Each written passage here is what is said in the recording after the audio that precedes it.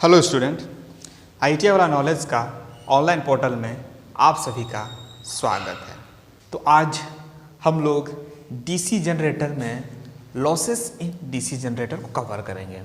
ये क्या क्या लॉसेस होता है, क्योंकि जब कभी भी हम लोग मैकेनिकल फोर्स उसमें अप्लाई करते हैं, जब कभी भी जनरेटर में मैकेनिकल पावर को अप्लाई करते हैं तो क्या होगा, जितना हम अप्लाई करते हैं इलेक्ट्रिकल पावर जो जनरेट होता है उससे कम ही होता है। जनरेटर क्या करता है, मैकेनिकल पावर को इलेक्ट्रिकल पावर में कन्वर्जन करता है, या इसको कह सकते हैं मैकेनिकल एनर्जी को कन्वर्ट करता है, किसमें, इलेक्ट्रिकल एनर्जी में कन्वर्ट करता है। तो आज लॉसेस इन डीसी जनरेटर में क्या देखेंगे, कितने प्रकार का लॉसेस होता है। तो आज का टॉपिक क्या है, losses in DC generator. Losses in DC generator, क्या क्या लॉसेस है। तो इस लॉसेस को हम लोग तीन भाग में जनरली बांटते हैं। क्या क्या है, एक को बोलते हैं कॉपर लॉस, दूसरा को बोलते हैं आयरन लॉस, और तीसरा हम लोग बोलेंगे मैकेनिकल लॉस। कॉपर लॉस को हम लोग ताम्र क्षति बोलते हैं, आयरन लॉस को लौह क्षति बोलते हैं, और मैकेनिकल लॉस को हम लोग यांत्रिक क्षति बोलते हैं। तो चलिए वन बाय वन करके हम लोग स्टडी करेंगे। कितना इसका लॉस हम बताएं, हम तीन बताएं। पहला हम लोग बोलते हैं कॉपर लॉस। कॉपर लॉस, इसको हिंदी में ताम्र क्षति भी बोलते हैं। क्या बोलते हैं, ताम्र क्षति। उसके बाद सेकंड है आयरन लॉस, इसको लौह क्षति भी बोलते हैं, हिंदी में लौह क्षति बोलते हैं। और तीसरा है मैकेनिकल लॉस। मैकेनिकल लॉस, इसको यांत्रिक क्षति बोलते हैं हिंदी में। अब हम लोग देखेंगे कि कॉपर लॉस, आयरन लॉस और मैकेनिकल लॉस, ये टोटल लॉस का कितना कितना परसेंटेज होता है। जो कॉपर लॉस होता है, टोटल जो लॉस मशीन का 50 to 80% लॉस किसका होता है, कॉपर लॉस। मैक्सिमम कितना, 50 to 80%। उसके बाद आयरन लॉस जो होता है, टोटल लॉस का 20 से 30% होता है। कितना होता है, 20 से 30% इसका होता है आयरन लॉस। और मैकेनिकल लॉस 10 से 20% होता है, कंप्लीट का 10 से 20%। तो अब हम लोग वन बाय वन करके देखेंगे कॉपर लॉस है क्या, आयरन लॉस है क्या, और मैकेनिकल लॉस है क्या। तो सबसे पहले शुरू करते हैं कॉपर लॉस। कॉपर लॉस कहाँ पे होता है, जनरली आर्मेचर तथा फील्ड वाइंडिंग के प्रतिरोध और इसका ब्रशेस का जो कांटेक्ट होता है, संपर्क होता है, उसको हम किस कैटेगरी में रखेंगे, हम लोग कॉपर लॉस की कैटेगरी में रखेंगे। कॉपर लॉस की कैटेगरी किस किस कारण से कॉपर लॉस होता है, आर्मेचर वाइंडिंग और फील्ड वाइंडिंग में कॉपर लॉस, और कॉन्टैक्ट ब्रश कॉन्टैक्ट जो वहाँ पर ड्रॉप होता है, लॉस होता है, उसको हम लोग कॉपर लॉस में क्या कैटेगरी में रखे हुए हैं। उसके बाद आयरन लॉस, लौह क्षति कहाँ पे होता है, लौह क्षति आर्मेचर तथा फील्ड का कोर के कारण जो लॉसेस होता है उसको हम लोग क्या बोलते हैं, आयरन लॉस होते हैं। और मैकेनिकल लॉस क्या होगा, फ्रिक्शन और विंडेज के कारण जो लॉसेस होगा उसको हम लोग मैकेनिकल लॉस में रखें। तो चलिए देखते हैं कॉपर लॉस। कॉपर लॉस क्या क्या बोला मैंने, आर्मेचर तथा फील्ड वाइंडिंग के प्रतिरोध के कारण जो ड्रॉप्स होता है, जो लॉस होता है, उसको कॉपर लॉस में रखते हैं। अब इसमें क्षति जो लॉसेस जो होता है, लॉसेस का मान वेरी करता है जैसे जैसे हम लोड को वेरी करते हैं। लोड को परिवर्तन करेंगे तो लोड के साथ साथ क्षति का मान भी परिवर्तन हो जाएगा। तो अब देखेंगे कॉपर लॉस में कौन कौन से प्रकार के लॉस हो सकते हैं। तो चलिए देखते हैं, उसमें क्या होगा, आर्मेचर क्षति होगा, क्योंकि कॉपर लॉस में क्या क्या है, इसमें मशीन में आर्मेचर आर्मेचर में हम लोग आर्मेचर वाइंडिंग करेंगे तो वहाँ भी वाइंडिंग करेंगे हम लोग, तो वहाँ पे आर्मेचर क्षति होगा। अगर उसमें शंट में फील्ड वाइंडिंग को ऐड करेंगे तो वहाँ का क्षति होगा, शंट फील्ड वाइंडिंग का क्षति होगा। उसका सीरीज फील्ड उसमें ऐड है तो सीरीज फील्ड का क्षति होगा, ब्रश संपर्क होगा, इस सब का क्षति होगा। तो आर्मेचर क्षति को हम लोग लिखते हैं IA² RA। तो चलिए कॉपर में हम लोग शुरू करते हैं। कॉपर लॉस में आर्मेचर क्षति, इसमें क्या क्या आएगा, आर्मेचर क्षति। उसके बाद शंट फील्ड क्षति,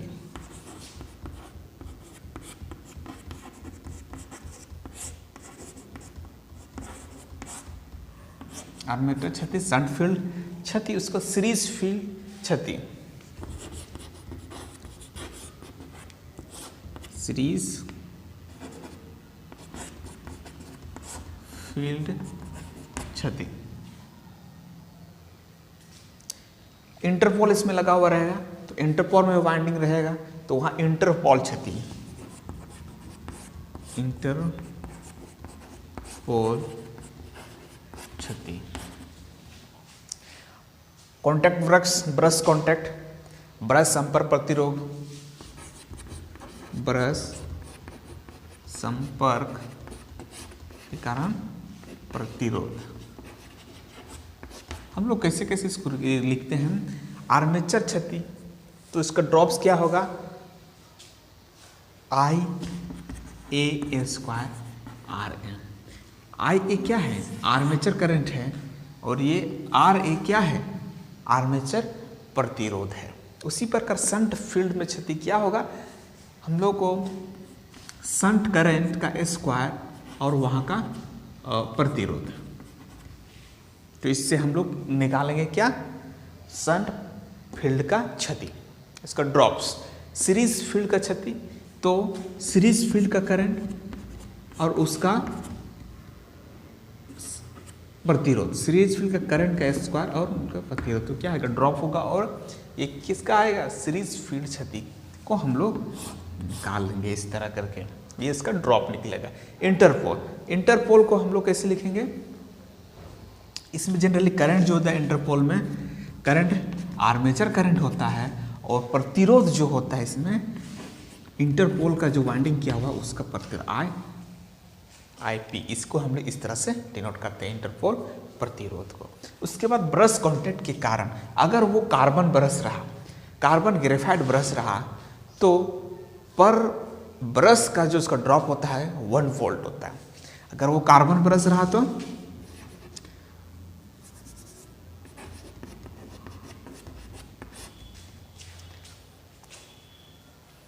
कार्बन ग्रेफाइट 1 वोल्ट पर ब्रश होगा। अगर उसमें मेटल ग्रेफाइट ब्रश रहा, मेटल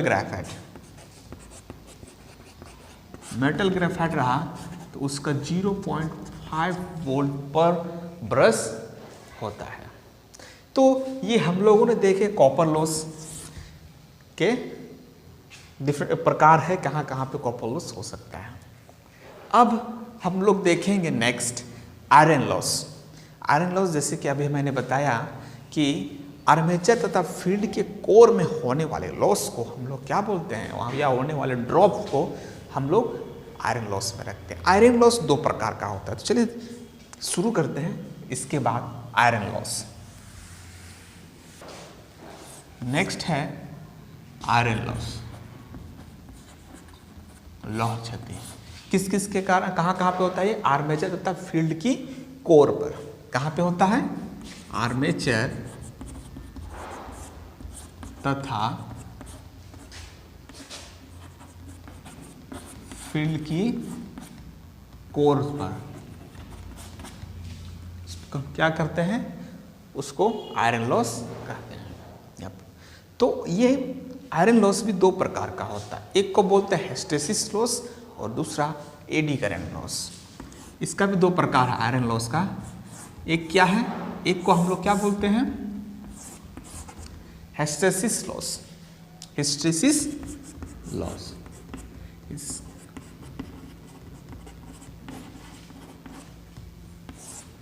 और दूसरा को बोलते हैं एडी करंट लॉस।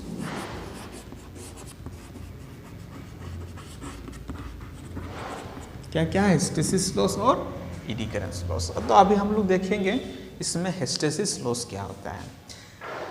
जब कभी भी हम लोग जनरेटर को ऑन करते हैं फिर अगर ऑफ करते हैं तो क्या होता है कि फील्ड में मैग्नेटिक फील्ड जनरेट होता है। तो क्या होता है, वो फील्ड मैग्नेट बनता है फिर हट जाता है, मतलब कि बार बार चुंबकित तथा विचुंबकित होने से क्या होगा, कौन सा लॉसेस आएगा, हिस्टैरिसीस लॉस आएगा। तो हिस्टैरिसीस लॉस को कैसे हम लोग कम करेंगे इसके बारे में एक फॉर्मूला ले जानेंगे और उससे हम लोग लिखेंगे, उसे जानेंगे कि हिस्टैरिसीस लॉस कितना होता है। तो वो फॉर्मूला होता है, हम लोग इसको लिखते हैं हिस्टैरिसीस लॉस के लिए eta B max 1.6 into F into B. क्या क्या है, eta B max to the power 1.6 F to B, where we क्या है, कोर का आयतन है, उसका वॉल्यूम है, और एफ है फ्रीक्वेंसी, और बी मैक्स क्या है, बी मैक्स है अधिकतम चुंबकीय फ्लक्स घनत्व, मैक्सिमम फील्ड डेंसिटी, इसको हम लोग बी मैक्स। और ईटा जो है, ईटा को हम लोग बोलते हैं हिस्टैरिसीस कांस्टेंट। क्या बोलते हैं, हिस्टैरिसीस कांस्टेंट। इस फॉर्मूला से हम लोग हिस्टैरिसीस लॉस को निकालते हैं।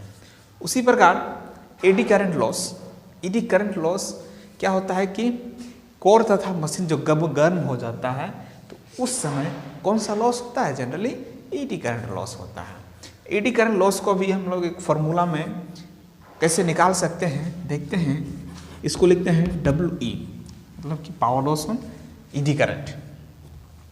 कारण जो लॉसेस होगा उसको हम लोग क्या लिखेंगे, बी मैक्स का स्क्वायर एफ स्क्वायर और into F square into T square. ये एफ और टी, एफ जनरली क्या होगा, फ्रीक्वेंसी होगा, और टी होगा थिकनेस। थिकनेस किसकी, लेमिनेशन की मोटाई मिलीमीटर में, इसका थिकनेस। बी मैक्स जनरली हम यहाँ क्या बताए थे, अधिकतम चुंबकीय फ्लक्स घनत्व, मैक्सिमम फ्लक्स डेंसिटी। तो इस तरह से हम लोग एडी करंट का भी हम लोग ड्रॉप्स निकाल सकते हैं, उसका लॉसेस कितना होगा और हिस्टैरिसीस लॉस कितना होगा उसको हम लोग निकाल सकते हैं। आपको इसको हम जनरली ज़्यादा डिटेल में इसलिए नहीं बता देना, आपको उतना जानना नहीं है इसीलिए, तो इसका भी हम बहुत डिटेल में बता सकते हैं। अब हम लोग नेक्स्ट देखेंगे मैकेनिकल लॉसेस, जिसको हम लोग हिंदी में क्या बोलेंगे, यांत्रिक क्षति। यांत्रिक क्षति को हम लोग तो कैटेगरी में हम लोग बांटते हैं। पहला है फ्रिक्शन और दूसरा है विंडेज। जब जनरेटर घूमता है तो रेजिस्ट हवा से भी रेजिस्ट होता है, तो उसको हम लोग बोलते हैं विंडेज लॉसेस। और फ्रिक्शन जो वहाँ घूम रहा है, वहाँ फ्रिक्शन के कारण जो लॉसेस जो होता है उसको हम फ्रिक्शन लॉसेस बोलते हैं।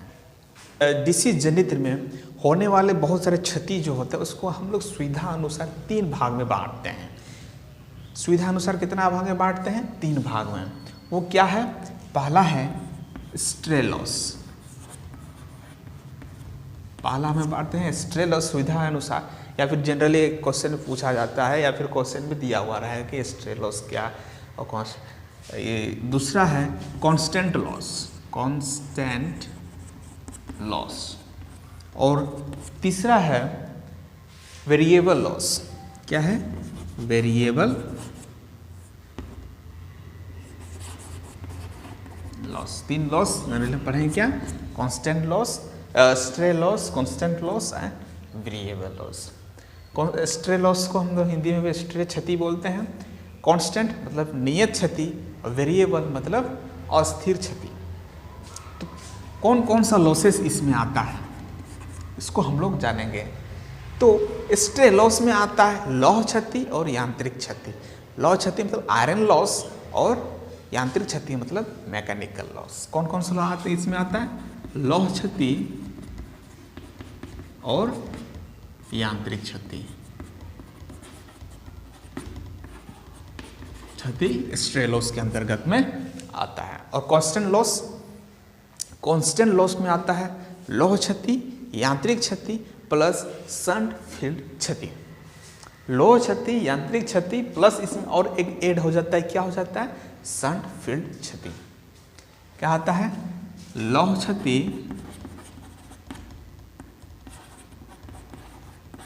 प्लस यांत्रिक क्षति और एक ऐड हो जाता है क्या, शंट फील्ड क्षति।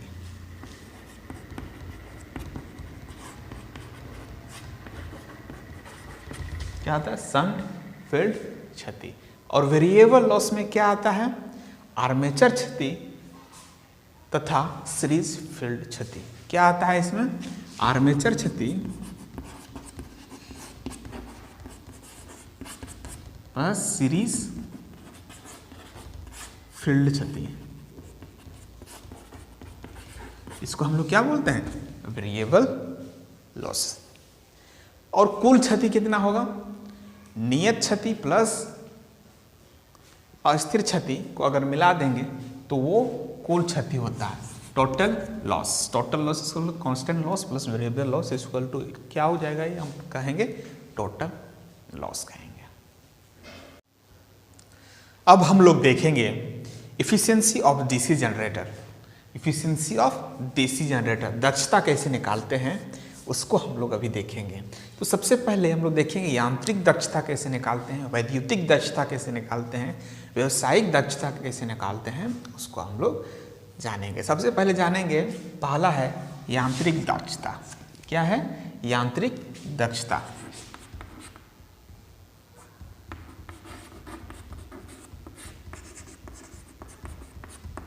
Mechanical efficiency. ये मैकेनिकल एफिशिएंसी होता है उत्पादन वैद्युतिक शक्ति, कितना उत्पादन हुआ वैद्युतिक शक्ति, और इसमें इनपुट कितना, इनपुट मैकेनिकल पावर कितना इसमें इनपुट किया गया। तो हम लोग इसको लिखेंगे उत्पन्न वैद्युतिक शक्ति, उत्पन्न वैद्युतिक शक्ति बाय इनपुट यांत्रिक शक्ति।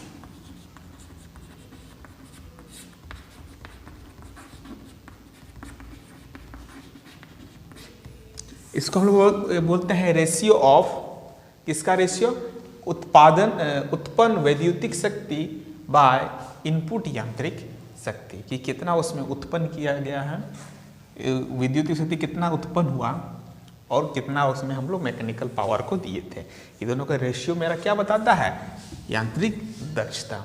इसको हम लोग ईटा मैकेनिकल इस तरह से हम लोग लिखते हैं। तो उत्पन्न वैद्युतिक शक्ति कितना कितना उत्पन्न होता है जनरली, EIA, और इनपुट जो होता है, इनपुट यांत्रिक शक्ति होता है BHP into 735.5। ये BHP क्या है, BHP को हम लोग बोलते हैं ब्रेक हॉर्स पावर। क्या बोलते हैं, ब्रेक हॉर्स पावर। जनरली आपको ये दिया हुआ रहेगा, ठीक। तो इस तरह से हम लोग मैकेनिकल एफिशिएंसी को निकालते हैं, और ये रहा उसका फॉर्मूला मैकेनिकल एफिशिएंसी का। उसके बाद हम दूसरा देखेंगे, दूसरा है वैद्युतिक दक्षता। क्या है, वैद्युतिक दक्षता, इलेक्ट्रिकल एफिशिएंसी। इसको हम लोग लिखते हैं आउटपुट विद्युतिक शक्ति डिवाइडेड बाय उत्पन्न विद्युत शक्ति। इसमें क्या लिखेंगे, आउटपुट वैद्युतिक शक्ति, कितना आउटपुट हुआ वैद्युतिक शक्ति बाय इसमें कितना इनपुट उत्पादन विद्युतिक शक्ति, मतलब कि कितना उत्पादन हुआ था इसमें विद्युतिक शक्ति, उसका अनुपात मेरा क्या है, विद्युतिक दक्षता। उत्पन्न वैद्युतिक शक्ति।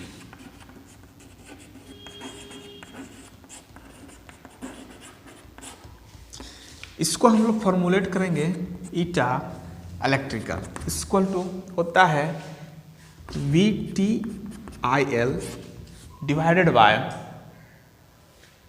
इसका उत्पन्न वैद्युतिक शक्ति क्या है E इंटू IA। तो ये है इलेक्ट्रिकल एफिशिएंसी। उसके बाद आता है व्यावसायिक दक्षता, कमर्शियल एफिशिएंसी। क्या होता है? कमर्शियल एफिशिएंसी होता है आउटपुट विद्युतिक शक्ति, कितना वैद्युतिक शक्ति कितना आउटपुट हुआ, कितना हम लोग को दिया, और उसमें हम लोग इनपुट यांत्रिक शक्ति, इसमें यांत्रिक शक्ति को कितना दिए, उसको उस रेशियो को हम लोग बोलते हैं व्यावसायिक दक्षता। तो व्यावसायिक दक्षता हम लोग लिखते हैं, क्या होता है व्यावसायिक दक्षता? तीसरा है व्यावसायिक दक्षता।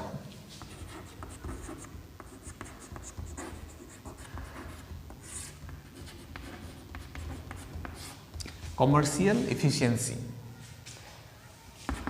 होता है ये कि आउटपुट वैद्युतिक शक्ति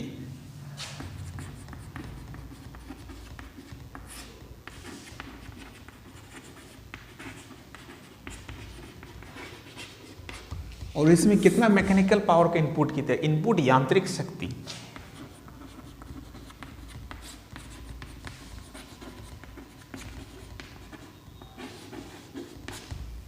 इसको इस रेशियो को क्या बोलते हैं? व्यावसायिक दक्षता, कमर्शियल एफिशिएंसी। इसको हम लोग इस तरह से रिप्रेजेंट करते हैं ईटा कमर्शियल, इसको सी इस तरह से लिखते हैं। ईटा कमर्शियल होता है क्या है? आउटपुट VTIL इनपुट यांत्रिक शक्ति, कितना input? BHP into 735, BHP into 735.5। इस जो रेशियो निकल के आएगा इसको हम लोग कमर्शियल रेशियो, कमर्शियल इफिशियंसी बोलते हैं। और एक तरीका है व्यावसायिक दक्षता को निकालने का, कमर्शियल एफिशिएंसी इक्वल टू, हम डायरेक्ट लिख सकते हैं, अगर कमर्शियल एफिशिएंसी इक्वल टू होता है mechanical efficiency into electrical efficiency. क्या होता है? Mechanical efficiency into electrical efficiency, यांत्रिक दक्षता और इनटू वैद्युतिक दक्षता। इसका अगर हम एफिशिएंसी निकालेंगे तो क्या आएगा? कमर्शियल एफिशिएंसी आएगा। अगर आपको क्वेश्चंस में दिया जाएगा कमर्शियल एफिशिएंसी दिया रहेगा और मैकेनिकल एफिशिएंसी दिया जाएगा, तो ऑटोमेटिक डायरेक्टली यहाँ से हम लोग इलेक्ट्रिकल एफिशिएंसी को निकाल सकते हैं जब एफिशिएंसी दिया हुआ रहेगा। तो ये 3-4 जो फॉर्मूला था, इसे से हम लोग क्या निकालते हैं, जिसे डीसी जनरेटर का एफिशिएंसी को निकालते हैं। तो आज हम लोगों ने जाना इसका लॉसेस और उसका एफिशिएंसी को कैसे निकाला जाता है उसके बारे में हम लोग स्टडी किया है।